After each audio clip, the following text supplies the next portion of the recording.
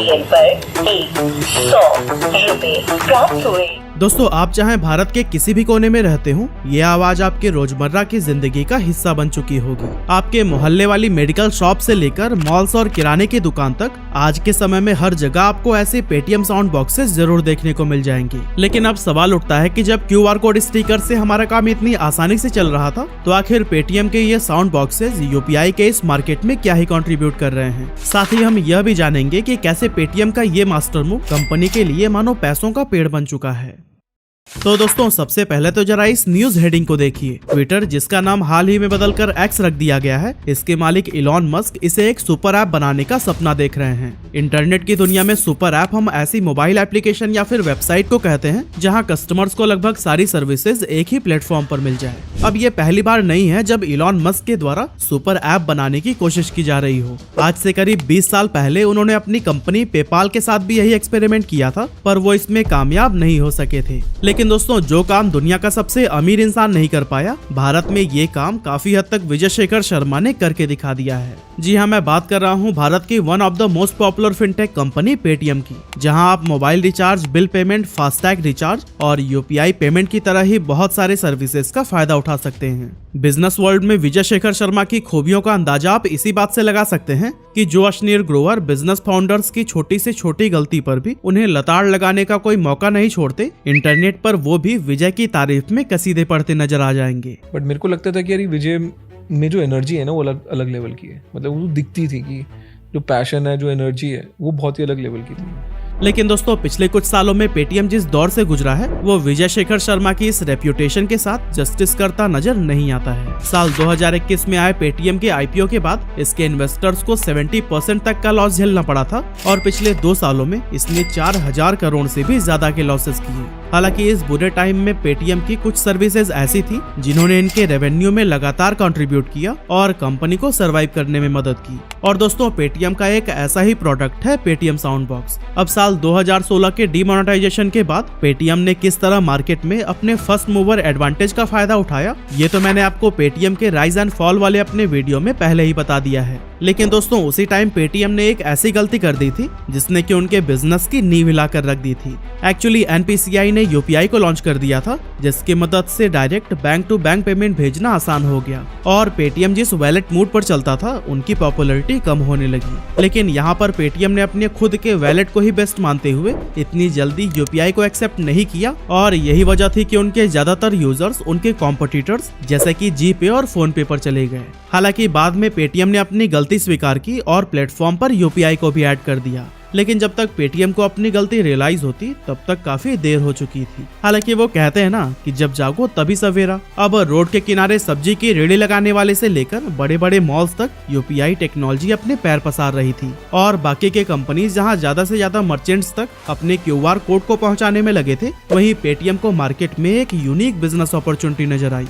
साल 2019 में पेटीएम अपना साउंड बॉक्स लेकर आता है, जो कि पेटीएम के QR कोड से मर्चेंट को रिसीव हुई पेमेंट का ऑडियो कंफर्मेशन देता है। लेकिन अब सवाल उठता है कि आखिर इस डिवाइस की जरूरत ही क्या थी और ये मर्चेंट की कौन सी प्रॉब्लम को सॉल्व कर रहा था। अब दोस्तों, इस बात को समझने के लिए हमें एक दुकान के ट्रेडिशनल कैश फ्लो को एनालाइज करना होगा। एग्जांपल के लिए, अगर कोई ऐसी दुकान या डिपार्टमेंटल स्टोर है जहां कस्टमर्स काफी ज्यादा आते हैं, तो फिर इसे एक अकेले इंसान के द्वारा नहीं संभाला जा सकता।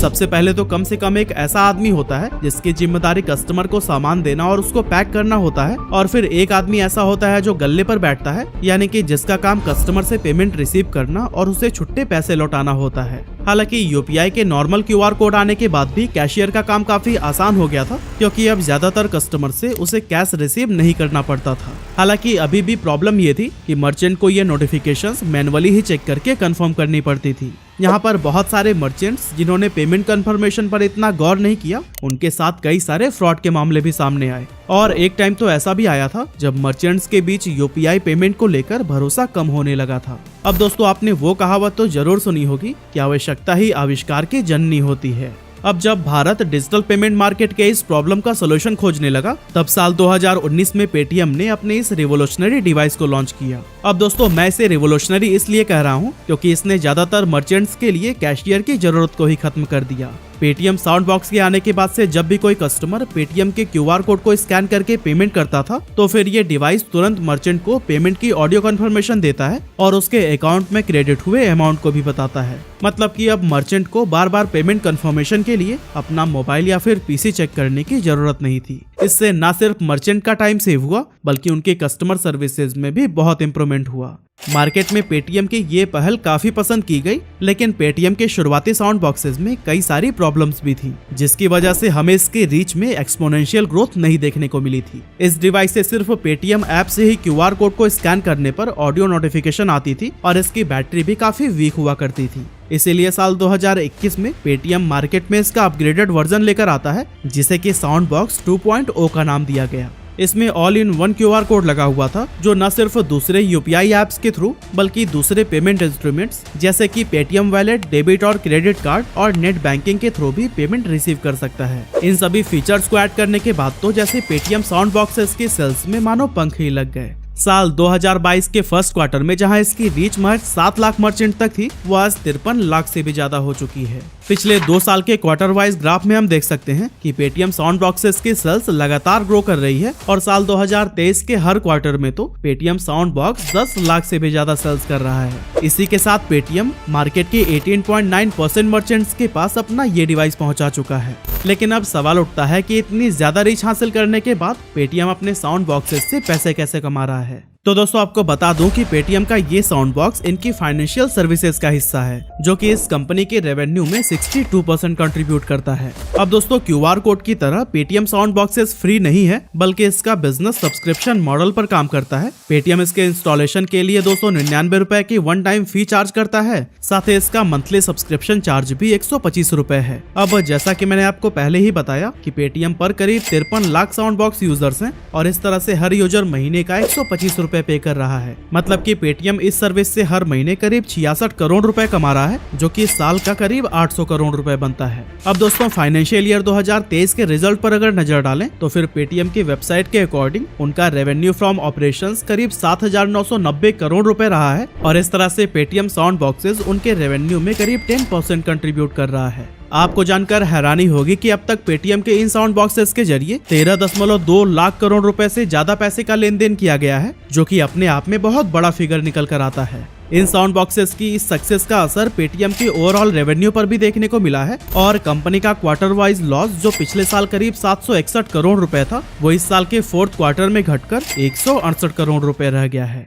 दोस्तों डेक्कन हेराल्ड में पब्लिश इस आर्टिकल की अगर माने तो भारत में फिलहाल 8.5 करोड़ क्रेडिट कार्ड यूजर्स हैं, जो कि पिछले साल के मुकाबले 1 करोड़ से बढ़ चुके हैं। साथ ही हमारे देश में क्रेडिट कार्ड का यूजेस डेबिट कार्ड को भी पीछे कर चुका है। ऐसे में मर्चेंट्स को डेली बेसिस पर कई सारे ऐसे कस्टमर्स का सामना करना पड़ता है जो कि क्रेडिट कार्ड या फिर डेबिट कार्ड से पेमेंट करना चाहते हैं। पेटीएम मार्केट के इस बदलते ट्रेंड के प्रति भी पूरी तरह से जागरूक नजर आ रहा है और हाल ही में कंपनी ने पेटीएम कार्ड साउंड बॉक्स नाम का एक डिवाइस भी लॉन्च किया है। इसकी मदद से मर्चेंट्स डोमेस्टिक और इंटरनेशनल सभी तरह के डेबिट और क्रेडिट कार्ड से पेमेंट को एक्सेप्ट कर सकते हैं। और हाँ, शायद आपको ये पता नहीं होगा कि पेटीएम अपने बिजनेस ऐप की मदद से इन सारे पेमेंट्स को ट्रैक करता है और फिर मर्चेंट्स को कई तरह के स्टैट्स और एनालिटिक्स भी प्रोवाइड करता है, जो कि उन्हें अपनी सेल्स को समझने और इन्वेंट्री को मैनेज करने में काफी मददगार साबित हो सकते हैं।